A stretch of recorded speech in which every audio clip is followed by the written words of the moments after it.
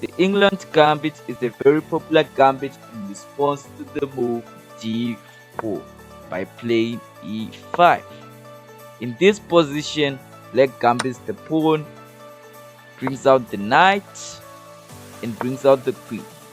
And here, when white tries to defend that pawn, black starts the plan of chaos by playing queen to b4 check. And here, black has to bring back the bishop because it will get taken by the queen, and the queen takes this pawn.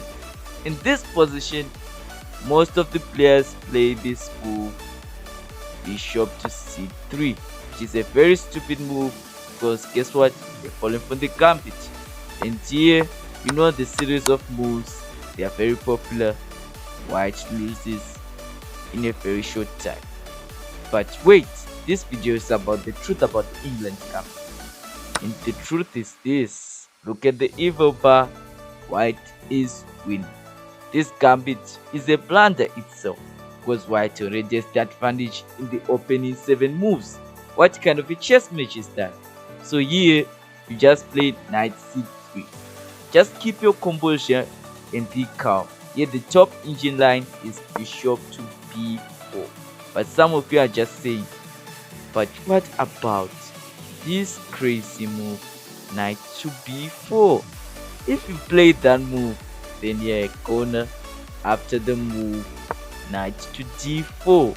And if you try to add pressure by playing c5, then the situation gets worse because here rook b1, kicking out the queen. We first kick out the queen, then we kick out the queen again. This is an evacuation program, and when the queen returns back to a5, then we just play a3, kicking out the knight.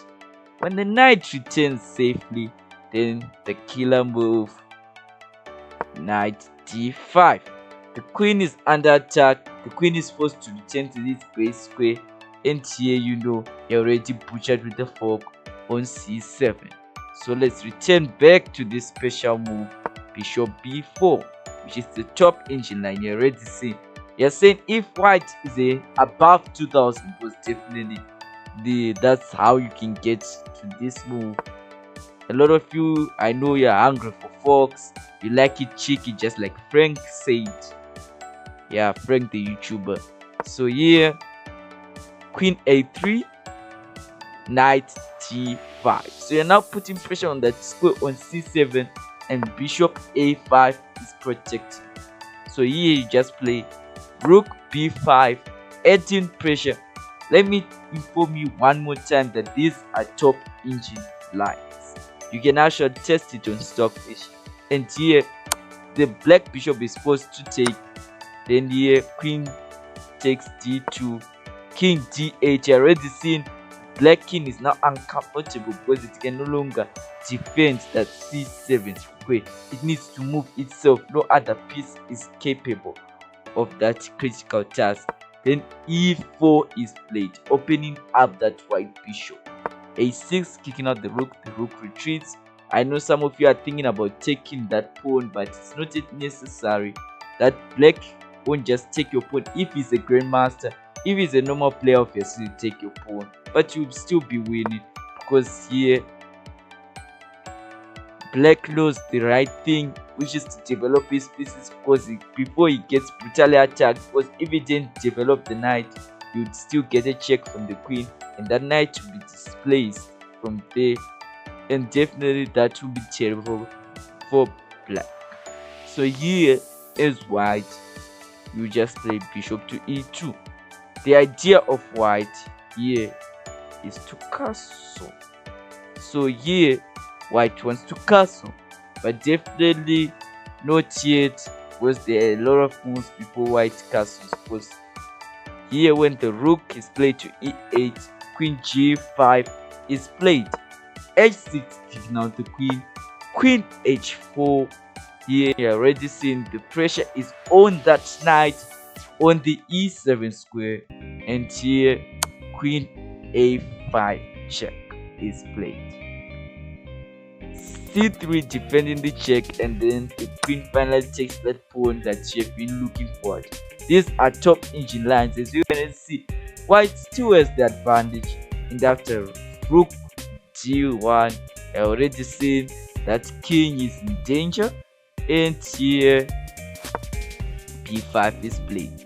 Here black is trying to counter on the queen side, future endgame plans, so that he can at least promote something, because you can already see that pawn on a6 is a potential queen. So here bishop d3, queen a3, and castles. Now the party is about to begin. Here queen c5 is played, because the queen is trying to be more active, because at that a rank it has been very weak. Black has a very weak queen, and here rook fe1. Now the rooks are now in the center, trying to put on a barrage, cause trouble, and here bishop b7. You already see it. Now black is now trying to develop, and the reason why white has the advantage is this: black is behind in development. So here bishop c2 is played by white, defending that rook and opening way for the rook to cause trouble here. So definitely this fire, the rook is coping through this fire. And king c8, already see the king is now moving out, because the king is now living in fear of that rook on the g5. So queen g3 is played. Now the queen now has potential threats like taking this pawn, and here knight to d5 is played. Knight takes d5 in fact is played. E takes d5, then knight e7. Here this move is played to retreat. You already seen the trap that is there, and here is why to just push the pawn forward here. And here you are wondering, why didn't that guy take?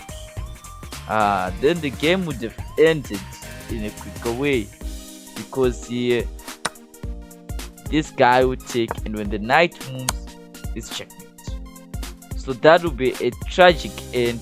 So here black plays knight to d5, which is pretty helpful, and here white starts to gobble all the pawns. So thank you guys for watching up to this point, and like and subscribe for more content. I'm going to be teaching you more about this gambit. You already seen as white. I think you can finish in this position, unless if you're an elo, which is that terrible that you cannot finish up this guy. You already seen this rook is under threat. Here black is in a very uncomfortable position, so I think you can finish up. See you and goodbye.